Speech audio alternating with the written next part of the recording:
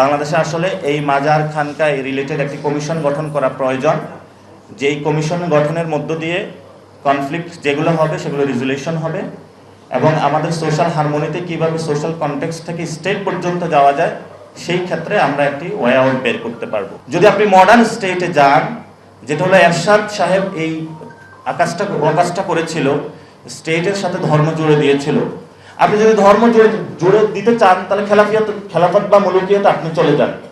আর modern স্টেটের মধ্যে যদি আপনি ধর্ম জুড়ে দিতে চান, তখন ক্ষমতার মধ্যে এসে যারা জামায়াত ইসলামী তারা তাদের ধর্ম প্রতিষ্ঠা করতে চাবে, যারা হেফাজতে ইসলাম তারা তাদের মতন চালাতে চাবে, যারা আহলে সুন্নাত ওয়াল জামাত তারা তাদের মতন চালাতে চাবে।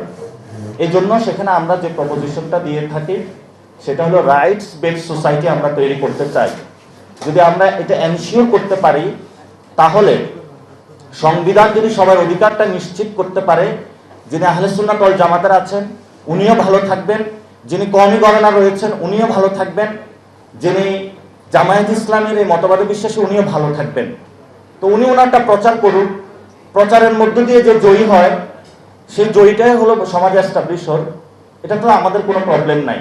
গণতন্ত্রের মধ্য দিয়ে আপনারা যদি ক্ষমতায় আসতে পারেন, সেটা পিপল সাপোর্ট দিয়ে আপনারা আসেন, সেটা তো আমাদের আপত্তি নাই। কিন্তু মাঠে এই ধরনের লাঠালাঠি মারামারি বাংলাদেশে এই সংস্কৃতি থেকে আমাদের বেরিয়ে আসতে হবে।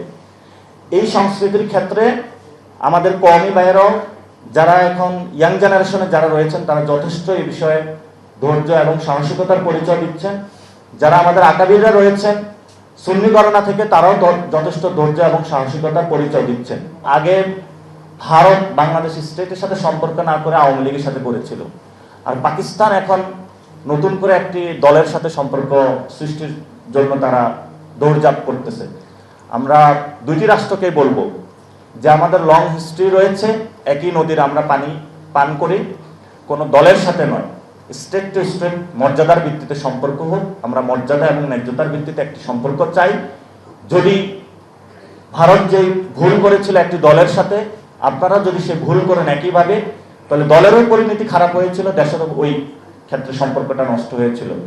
এই বিষয়ে এনসিপির পক্ষ থেকে আপনাদের কাছে আহ্বান থাকবে, আপনারা এই বিষয়গুলোতে সতর্ক থাকবেন।